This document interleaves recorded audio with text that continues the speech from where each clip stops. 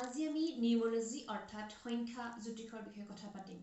আমি প্ৰত্যেকেই একোটা বিশেষ দিনত জন্মগ্ৰহণ কৰোঁ। কেতিয়াবা ভাবি চাইছানে এই বিশেষ দিনটোৱেনো কিয়? অন্য দিনতো হয়তো আমাৰ জন্ম হ'ব পাৰিলেহেঁতেন। নিউমোলজি হৈছে এনে এক বিষয় য'ত আমি আমাৰ জন্মৰ তাৰিখৰ পৰা বা জন্মৰ সংখ্যাৰ পৰা আমি আমাৰ এজন ব্যক্তিৰ ব্যক্তিত্ব আৰু অন্যান্য আনুষংগিক দিশসমূহ জনাৰ লগতে আমাৰ সৌভাগ্য বা লাকক কেনেকৈ আমি ভাল পথলৈ নিব পাৰোঁ এই বিষয়েও অধ্যয়ন কৰা হয়। প্ৰথমতে আমি চাবলৈ গ'লে নিউমোলজিত কণ্ডাক্টৰ আৰু ড্ৰাইভাৰ দুটা নম্বৰৰ কথা জানি ল'ব লাগিব।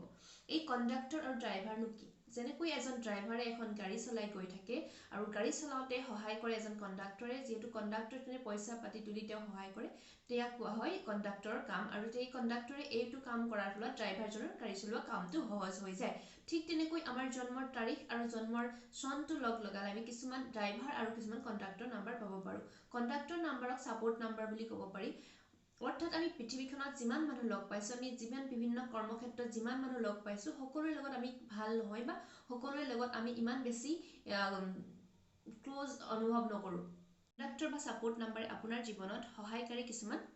ব্যক্তি হয়। তো এই কণ্ডাক্টৰ নাম্বাৰ আৰু ড্ৰাইভাৰ নাম্বাৰ আপুনি কেনেকৈ উলিয়াব? আপোনাৰ যদি ডেট অফ বাৰ্থটো প্লাছ কৰি এটা ছিংগুল ডিজিটলৈ কনভাৰ্ট কৰিছে, সেয়া হ'ব আপোনাৰ ড্ৰাইভাৰ নাম্বাৰ। আৰু আপোনাৰ ডেট অফ বাৰ্থ আৰু আপোনাৰ যিটো ডেট অফ ইয়েৰ তাক যদি কনভাৰ্ট কৰি ছিংগুল ডিজিটলৈ কনভাৰ্ট কৰি আপুনি যিটো ডিজিট পাব, সেয়া হ'ব আপোনাৰ ছাপোৰ্ট নাম্বাৰ বা কণ্ডাক্টৰ নাম্বাৰ। যদি আমি প্ৰথম নাম্বাৰ 1ৰ পৰা 9লৈ চাওঁ, প্ৰথমতে জাষ্ট আহিব নাম্বাৰ 1। নাম্বাৰ 1 যদি আপোনাৰ জন্ম হৈছে 1 তাৰিখ, 10 তাৰিখ, 19 তাৰিখ আৰু 28 তাৰিখ অফ এনি মান্থ, তেতিয়া আপোনাৰ ড্ৰাইভাৰ নাম্বাৰ হ'ব নাম্বাৰ 1। আৰু আপোনাৰ যিটো গ্ৰহ হ'ব, প্লেনেট হ'ব, যিটোৱে আপোনাক অধিপতি হয়, সেয়া হৈছে সূৰ্য। আমি জানো যে সূৰ্যটো হৈছে সৌৰজগতৰ আটাইতকৈ শক্তিশালী, আৰু সূৰ্য যিহেতু বহুত শক্তিশালী হয়, ঠিক তেনেকৈ 1 নম্বৰ যিবিলাক ড্ৰাইভাৰ নাম্বাৰ, সেই ব্যক্তিসকলৰ পাৰ্চনেলিটি বা ব্যক্তিত্ব, তেওঁলোক সদায় কৰ্তৃত্বশীল মনোভাৱৰ হয়, অথৰিটেটিভ হয়। তেওঁলোক খুব বেছি নিজৰ মতে কাম কৰি ভাল পায়, ইণ্ডিভিজুৱেলিষ্টিক হয়। তেওঁলোক বহুত লিডাৰশ্বিপ হয়, they are born as a leader. তেওঁলোকে আনৰ তলত কাম কৰি বেয়া পায়। এইবিলাক হৈছে নাম্বাৰ 1 ড্ৰাইভাৰ নাম্বাৰৰ কিছুমান কেৰেক্টাৰিষ্টিক। যদি ভাবিছে যে তেওঁলোকে জীৱনত কামবিলাক ভালকৈ আগবাঢ়ি যোৱা নাই, লাকটো তেওঁলোকে লগ দিয়া নাই, তেতিয়াহ'লে তেওঁলোকে গল্ডেন কালাৰ বা অৰেঞ্জ কালাৰ বা য়েল্ল' কালাৰ এখন কাপোৰত নাম্বাৰ 1টো লিখি তেওঁলোকৰ ৱালেটত যদি থয়, তেতিয়া তেওঁলোকৰ লাক এনহেঞ্চ হোৱাৰ বহুত সম্ভাৱনা। এতিয়া আহোঁ নাম্বাৰ 2। যদি আপোনাৰ জন্ম 2 তাৰিখ, 11 তাৰিখ, 20 তাৰিখ আৰু 29th অফ এনি মান্থ, তেতিয়া আপোনাৰ ড্ৰাইভাৰ নম্বৰ হ'ব নাম্বাৰ 2।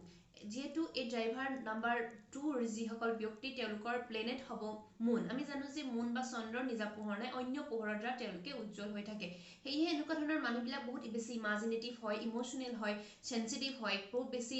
ক্ৰিয়েটিভ হয়। তো এনেকুৱা মানুহবিলাকে সদায় অন্যৰ পৰা সহায় পাই জীৱনত আগবাঢ়ি যাব পাৰে। যদি ভাবিছে যে আপোনাৰ জীৱনত হোৱা মতে কামবিলাক হোৱা নাই, তেতিয়াহ'লে আপুনি সেইবিলাক মানুহৰ এডভাইচ লওক, যিবিলাকৰ পৰা আপোনাৰ উপকাৰ হ'ব, বা অন্য কিছুমান এনেকুৱা ব্যক্তি আপুনি যাক মানে, যাক শ্ৰদ্ধা কৰে, সেইবিলাকৰ সহায়ত আপুনি আগবাঢ়ি যাব পাৰে। আপুনি যদি লাকটো এনহেঞ্চ কৰিব বিচাৰিছে, তেতিয়াহ'লে চিলভাৰ কালাৰ এটা স্কুৱেৰ শ্বেপ বা এটা গোল শ্বেপৰ, চাৰ্কুল শ্বেপৰ এটা কইন লৈ আপুনি যদি ৱালেটত ৰাখে, তেতিয়াহ'লে আপোনাৰ লাক এনহেঞ্চ হোৱাৰ বহুত চান্স আছে। নাম্বাৰ 3, যদি আপোনাৰ জন্ম 3 তাৰিখ, 12 তাৰিখ, 21 তাৰিখ আৰু 30 তাৰিখৰ দিনা হয়, তেন্তে আপোনাৰ ড্ৰাইভাৰ নাম্বাৰ হ'ব 3।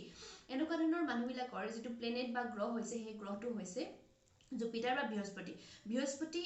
গ্ৰহে তেওঁলোকক, যিহেতু বৃহস্পতি, তো তেওঁলোকৰ সদায় এটা মেচিউৰিটি থাকে। তেওঁলোক বহুত বেছি জ্ঞানী হয়, তেওঁলোকৰ কথাবিলাক খুব বেছি মানুহক বুজাব পাৰে, কথাবিলাক বুজাই দিব পাৰে। তেওঁলোক টিচাৰ হয়, গাইডিং পিপুল হয়, তেওঁলোকৰ বহুত বেছি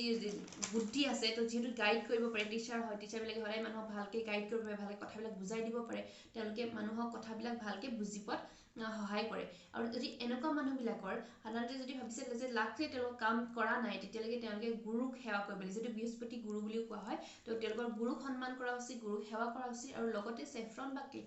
কেশৰ যদি এখন হালধীয়া কাপোৰত বান্ধি তেওঁলোকৰ ৱালেটত থয়, তেওঁলোকৰ লাক এনহেঞ্চ হোৱাৰ বহুত চান্স আছে। এতিয়া আহোঁ নাম্বাৰ 4। যদি আপোনাৰ জন্ম 4 তাৰিখ, 13 তাৰিখ, 22 তাৰিখ, 31 তাৰিখ মাহৰ যিকোনো সময়ত, তেতিয়া আপোনাৰ ড্ৰাইভাৰ নম্বৰ হ'ব 4। আৰু এনেকুৱা মানুহবিলাকৰ যিবিলাক নাম্বাৰ 4ৰ দ্বাৰা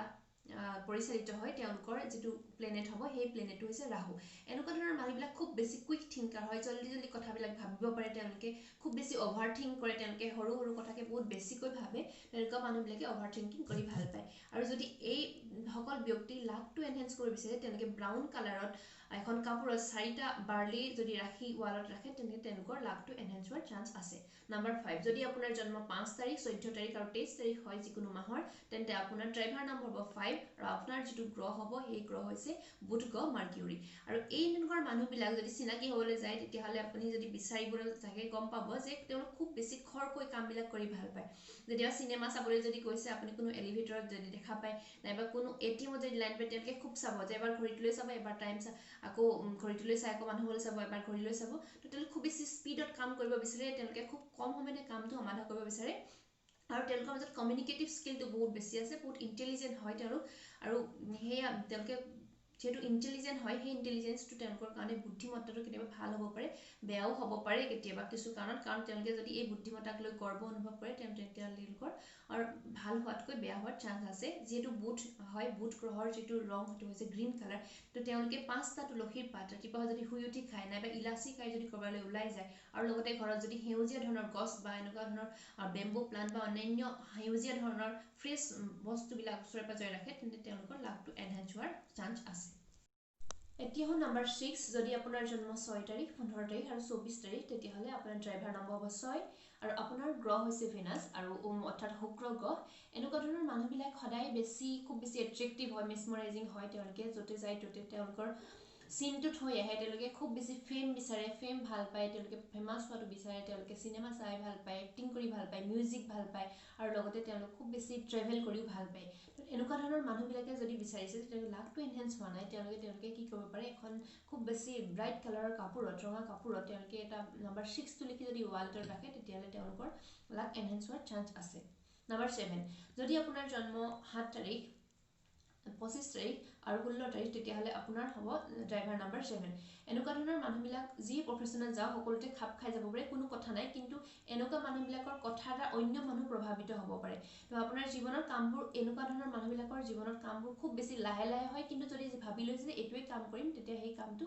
তেওঁ হৈ উঠে ভবা কামটো কৰিব পাৰে কিন্তু কামবিলাক যথেষ্ট লাহে লাহে হোৱা দেখা যায় আৰু এনেকুৱা মানুহবিলাকৰ ইনটিউশ্যন পাৱাৰটো খুব বেছি হাই হয় তেওঁলোকে কোনো এটা কথা প্ৰেডিকশ্যন কৰিব পাৰে তেওঁলোকে নিজৰ লগতে খুব বেছি বস্তুবিলাক জানিব বিচাৰে চিকাৰ হয় অন্য নতুন নতুন বস্তু জানিব বিচাৰে আৰু তেওঁলোকৰ যিটো প্লেনেট হৈছে সেয়া হৈছে কেতুৱে সদায় বিচাৰে যে নতুন নতুন কথা কেনেকৈ কয় নতুন নতুন কথা কেনেকৈ জানিব পাৰি তো যদি তেওঁলোকে ভাবিছিলে তেওঁলোকৰ জীৱনত কামবোৰ লাহে লাহে হৈছে একো ধৰণৰ ভাল হোৱা নাই তেতিয়া তেওঁলোকে এখন গ্ৰে কালাৰ কাপোৰত তেওঁলোকে 5টা তিল